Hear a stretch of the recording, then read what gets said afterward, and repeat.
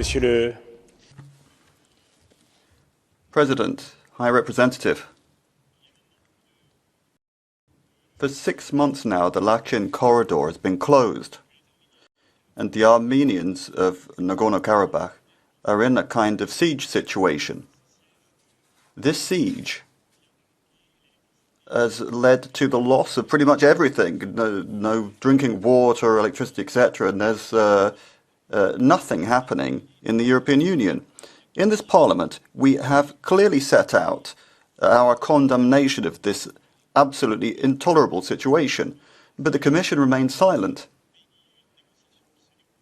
The Council is basically blessing negotiations between the guilty party and the victim. It seems that violence will get the upper hand over law, and it seems that elementary justice will simply be trampled. The Court of Justice has condemned the blockade by Azerbaijan. This state terrorism has not resulted in any kind of sanction from the Council. The Commission itself seems to be unable to properly condemn this very serious violation of the fundamental rights of these people in Nagorno-Karabakh. Vice President, I'm expecting strong words from you and strong actions to ensure that Azerbaijan will retreat from its criminal actions and allow the people of Nagorno-Karabakh to benefit. Muito obrigado. Thank you very much. So, High Representative Joseph Borel, you have a chance to reply. The unilateral decision of Azerbaijan to set up this particular checkpoint is totally contrary to the efforts that have been made in order to build confidence and trust between the various parts, and particularly for the Armenians in Karabakh, this is a situation, they're stuck in that particular enclave.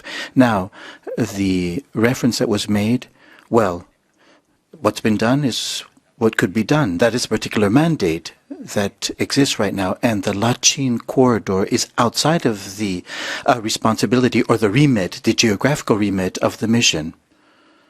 There are territorial zones, border areas with Armenia, which observe what's going on at the Lachin corridor, but the corridor itself is outside of the capabilities of the mission. It is not within their responsibility.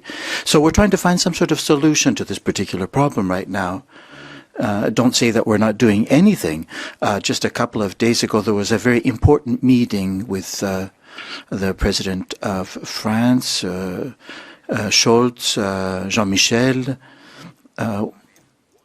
was out there. And in Moldova, there's going to be another meeting with Michel. There's will be another one here in Brussels in July. In other words, we're doing everything that we can do on the diplomatic front from the Council. In other words, those responsible for the situation as far as finding some sort of resolution to this particular conflict.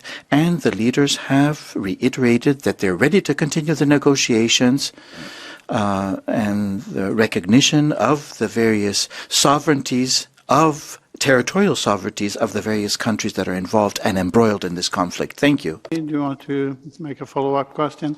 Please stick to the time. Merci, Monsieur le Représentant.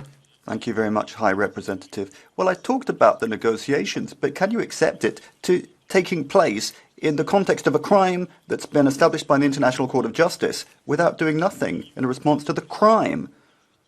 There is a situation of fundamental injustice that is context to this debate between a guilty party and a victim. We cannot accept that. If we allow this to happen, well, we'll allow it in all other situations around the world. We rightly denounce situations where violence tries to overwhelm rights.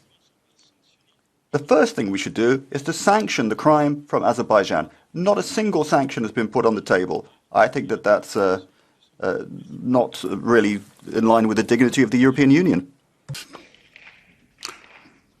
No comments at this stage.